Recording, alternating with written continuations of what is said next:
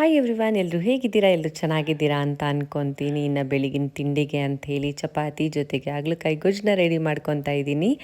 ಇನ್ನು ನಾನು ಯಾವ ರೀತಿಯಾಗಿ ಸಿಂಪಲ್ಲಾಗಿ ಹಾಗಲಕಾಯಿ ಗೊಜ್ಜನ್ನ ಮಾಡೋದಂತ ಈ ವಿಡಿಯೋದಲ್ಲಿ ನಿಮಗೆ ತಿಳಿಸ್ಕೊಡ್ತೀನಿ. ನಾನು ಒಂದು ಕುಕ್ಕರ್ಗೆ ಎಣ್ಣೆನ ಹಾಕಿ ಸಾಸಿವೆ, ಜೀರಿಗೆ, ಕರಿಬೇವಿನ ಸೊಪ್ಪು, ಹಸಿಮೆಣ್ಸಿಕಾಯಿ ಹಾಗೆ ಈರುಳ್ಳಿನ ಹಾಕಿ ಚೆನ್ನಾಗಿ ಬೇಯಿಸ್ಕೊತೀನಿ. ಈರುಳ್ಳಿ ಬ್ರೌನ್ ಕಲರ್ ಆದಮೇಲೆ ಅದಕ್ಕೆ ಟೊಮೊಟೊನ ಹಾಕಿ ಇನ್ನಷ್ಟು ಬೇಯಿಸ್ಕೊಂಡು ನಂತರ ಏನು ಕಟ್ ಮಾಡಿ ಇಟ್ಕೊಂಡಿರೋ ಅಂಥ ಹಾಗಲಕಾಯಿನ ಹಾಕಿ ಚೆನ್ನಾಗಿ ಮಿಕ್ಸ್ ಮಾಡಿ ನಂತರ ಹುಣಸೆಹಣ್ಣ ಹುಳಿನ ಬಿಟ್ಟು ರುಚಿಗೆ ತಕ್ಕಷ್ಟು ಉಪ್ಪು ಹಾಗೆಯೇ ರುಚಿಗೆ ತಕ್ಕಷ್ಟು ಖಾರನ ಹಾಕಿ ನೀಟಾಗಿ ಮಿಕ್ಸ್ ಮಾಡ್ತೀನಿ. ಅದಾದಮೇಲೆ ಸ್ವಲ್ಪ ನೀರು ಕಡಿಮೆ ಅನಿಸಿದ್ರೆ ಸ್ವಲ್ಪ ನೀರನ್ನ ಆ್ಯಡ್ ಮಾಡಿ ಒಂದು ವಿಷಲ್ ಕೂಗಿಸ್ಕೊಂಡು ನಂತರ ವಿಷಲ್ ಓಪನ್ ಮಾಡಿ ಆದಮೇಲೆ ಅದಕ್ಕೆ ಸ್ವಲ್ಪ ಕಾಯಿ ತುರಿ ಹಾಗೆಯೇ ಕೊತ್ತಂಬರಿ ಸೊಪ್ಪನ್ನ ಹಾಕಿ ನೀಟಾಗಿ ಮಿಕ್ಸ್ ಮಾಡಿದ್ರೆ ಹಾಗಲಕಾಯಿ ಗೊಜ್ಜು ರೆಡಿಯಾಗೋಗುತ್ತೆ. ಇನ್ನು ನಾನು ತಿಂಡಿ ರೆಡಿ ಮಾಡೋಷ್ಟರಲ್ಲಿ ನನ್ನ ಮಗಳನ್ನ ನನ್ನ ಹಸ್ಬೆಂಡ್ ರೆಡಿ ಮಾಡಿರ್ತಾರೆ. ಇನ್ನು ಅವ್ರು ತಿಂಡಿ ತಿನ್ನಿಸುವಾಗ ನಾನು ಅವಳಿಗೆ ತಲೆ ಬಾಚೋದು ಇನ್ನಷ್ಟು ಕೆಲಸಗಳನ್ನ ಮಾಡಿ